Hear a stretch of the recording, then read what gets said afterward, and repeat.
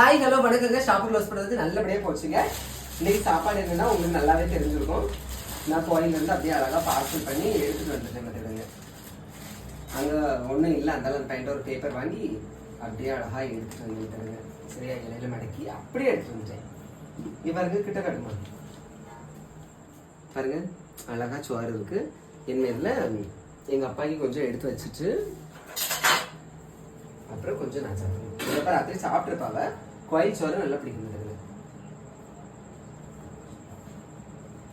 பூத்த மல்லிகை வேர்த்திருந்தது நான் தொடும் போது, அது வேர்த்த முகத்தை போத்தி கொண்டது தேன் தரும் போது, பால் எடுத்து நான் தொடுத்து பஞ்சனை மேல் கொஞ்சிடுவேன், தேவியிடம் மண்டியிட்டு தேவைகளை கெஞ்சிடு, இனி போதும் போதும் இனி நாளை பார்ப்போம் என்று நானும் தள்ளி படுப்பேன்.